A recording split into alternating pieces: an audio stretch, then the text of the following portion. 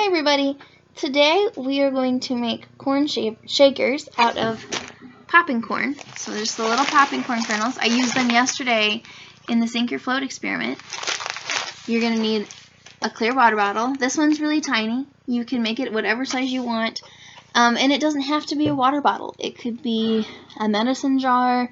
It could be a baby food container. It could be whatever container you want.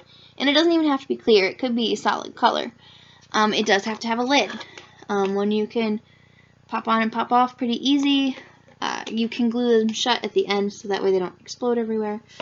You're going to need a funnel to help get the kernels into the container. And I have some ribbon to dress up my container a little bit more.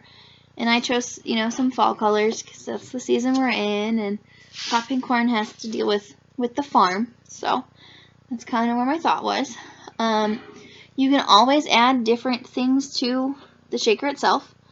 If you wanted to add glitter to the shaker, you could. If you wanted to use something besides popcorn kernels, you could. You could do beads or something like that as well. Okay, we're going to get started. Alright, so I'm going to take off the cap and set my bottle down. And I'm going to put my funnel inside. Hey, it doesn't fall over. That's pretty exciting. And I'm going to move it back so you guys... Yeah. Okay. Now, I'm going to take the kernels, and I'm going to take them handfuls at a time. Okay, not a big handful, because otherwise they're going to spill everywhere, just like that. And I'm going to put them into the funnel. Alright. And shake them through.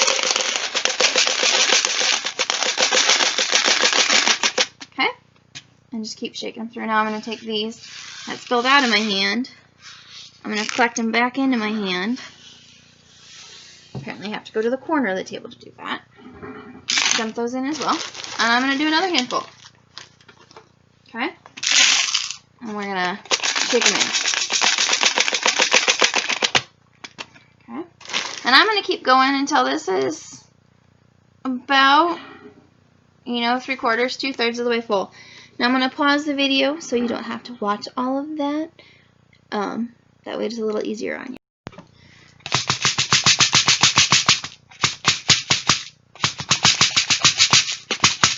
So we're definitely at our last group there. So I'm just going to leave that over there. Yeah, that's a mess. That's okay. Now, if you had a hot glue gun, now would be the time to glue around the top here. When I hot glue it, I literally just hot glue around the rim here, right along the threads. And then you can put your cap on. And then with that hot glue, let it sit for a little bit, and it will be sealed completely. Now I'm going to take my ribbon. And I chose to do 3 colors. You can do 1 color, you can do 5 colors, it's up to you. I chose to do yellow, orange, and green. I just thought they were good colors for our season. Alright, and you're going to tie them around the bottle. And this just adds a little bit of color to the shaker. It doesn't add anything really to the shaker besides color.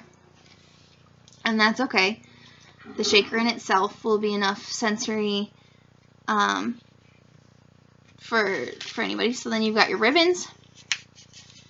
Okay, and you got your shaker, and then you can shake it, and you can just play with it, flip it upside down, right side up, or when you're listening to music, you can shake it to the beat.